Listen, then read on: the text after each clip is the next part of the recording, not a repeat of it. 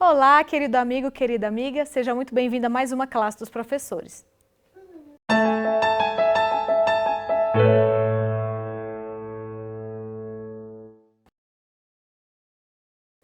Estamos hoje iniciando o estudo de mais um trimestre, mais uma lição, e antes da gente começar, eu gostaria de pedir a sua ajuda para divulgar o projeto da classe dos professores.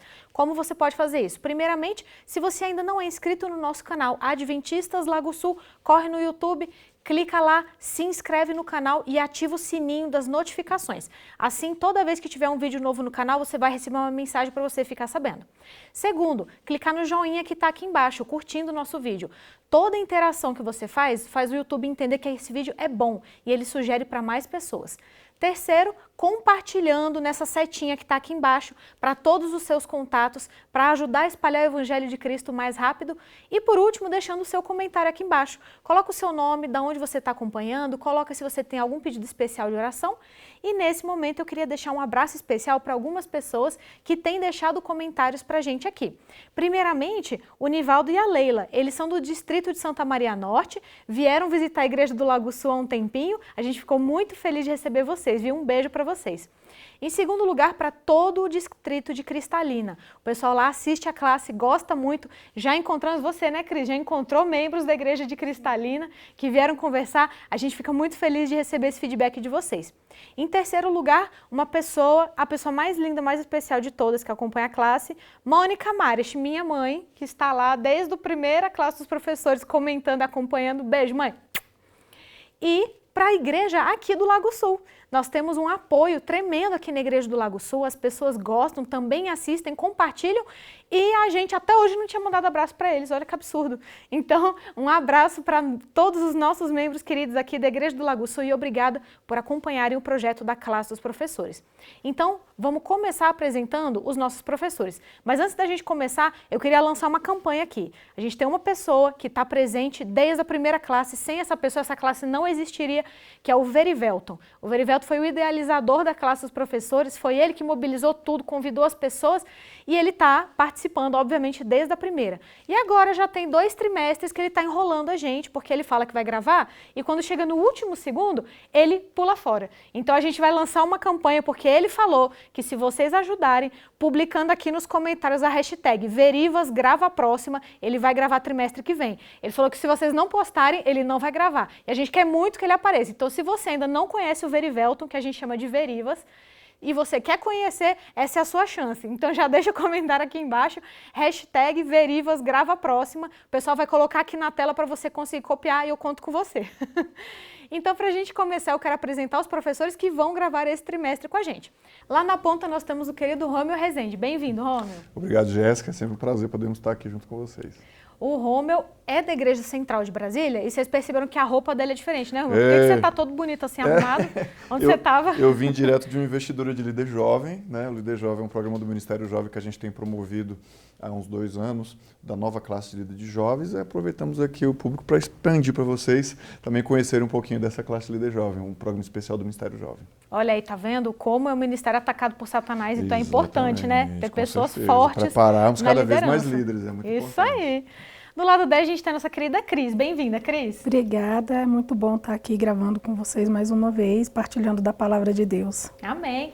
A Cris é diretora dos adolescentes aqui da Igreja do Lago Sul, ela é membro aqui na nossa querida igreja. E do lado dela, mas não menos importante, por último, temos o Dalmo. Bem-vindo, Dalmo. É um prazer estar aqui mais uma vez e tão bom companhia e estudar um livro tão bacana que é esse dos Salmos. É verdade. O Dalmo também é líder dos desbravadores, então você vê vários líderes jovens aqui preparando a juventude da nossa igreja e ele também é membro aqui da Igreja Adventista do Lago Sul. Eu sou a Jéssica, sou membro aqui da Igreja Adventista do Lago Sul também. Então antes da gente começar, eu vou pedir para o Rômeu fazer uma oração para a gente ter o estudo, né, da nossa lição. Claro, vamos orar. Querido Deus, te agradecemos ao Pai pela oportunidade de estarmos iniciando um novo trimestre no estudo da Escola Sabatina. E agora vamos começar pelo livro dos Salmos e agradecemos por essa oportunidade de conhecermos mais sobre esse livro especial. Pedimos que abençoe nesse estudo dessa primeira semana, que aqui mais uma vez sintamos a Tua presença, o Teu Santo Espírito a nos conduzir. Nós pedimos e desde já te agradecemos em nome de Jesus. Amém.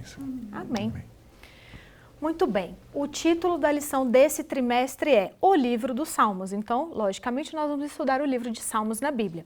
E o título da lição dessa semana é Como Ler os Salmos.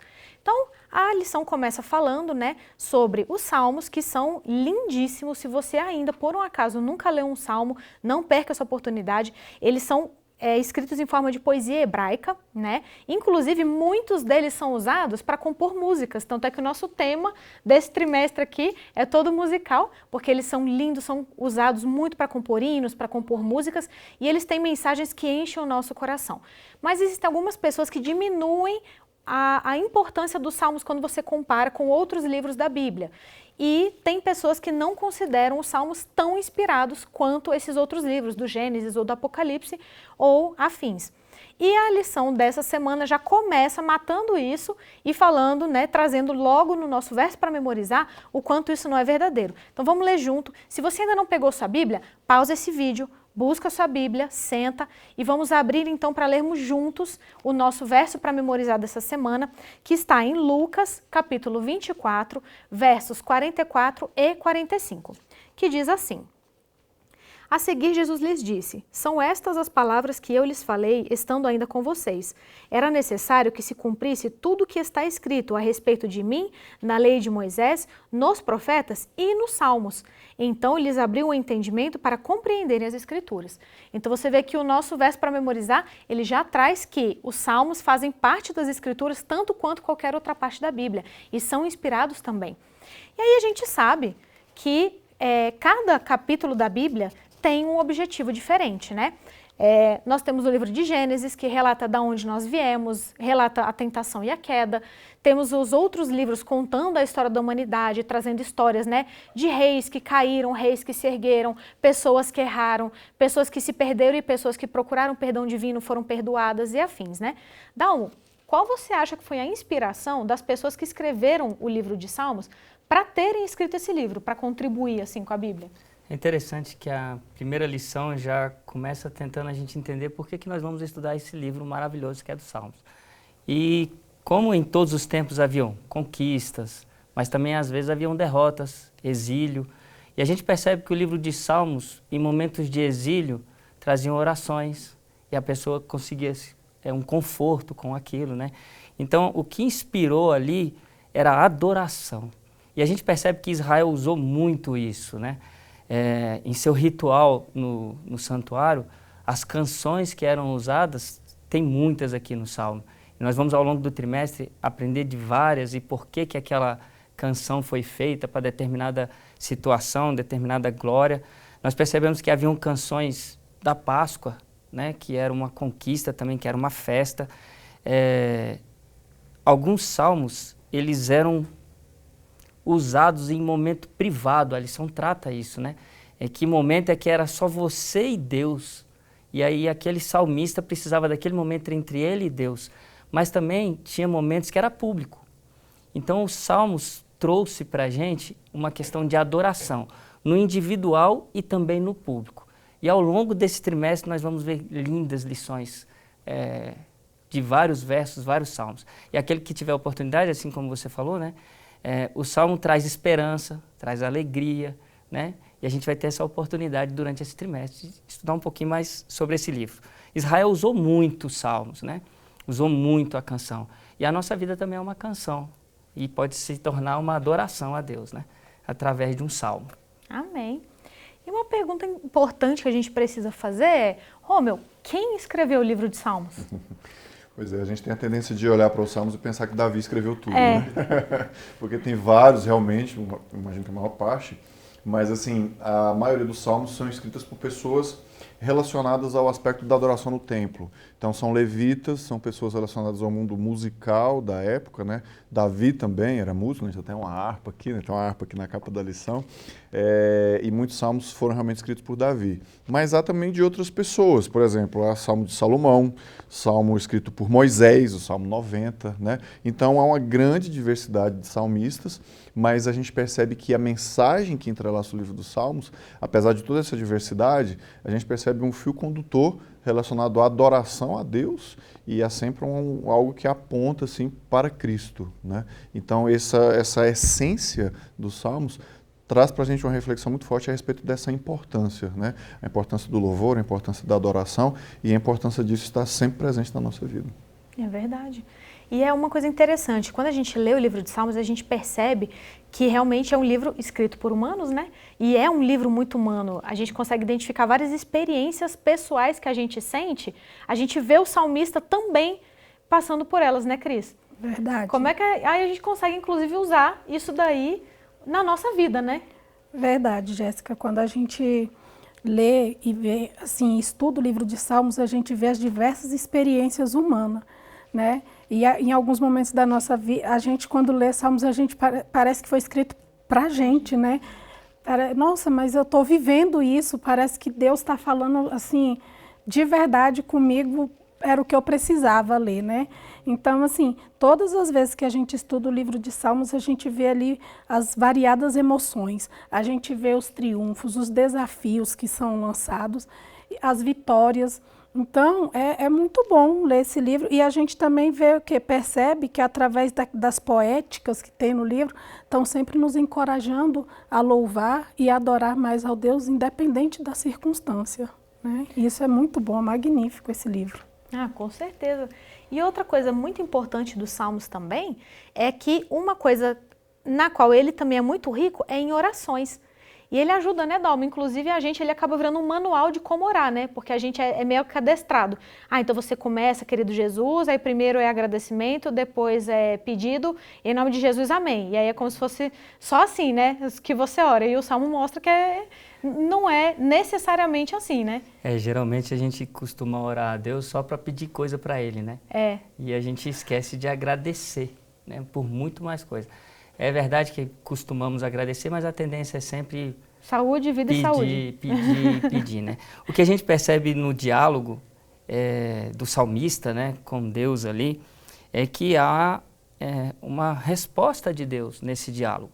E os Salmos traz ali um convite para que você venha à presença de Deus e Ele vai lhe trazer respostas que você está precisando.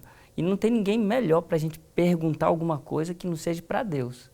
Ele vai ter sempre a melhor resposta. O Salmo traz isso. Esse diálogo está disponível hoje para qualquer um. Quando a gente lê alguns salmos de vitória, de conquistas, a gente percebe ali como Deus cuidou do povo.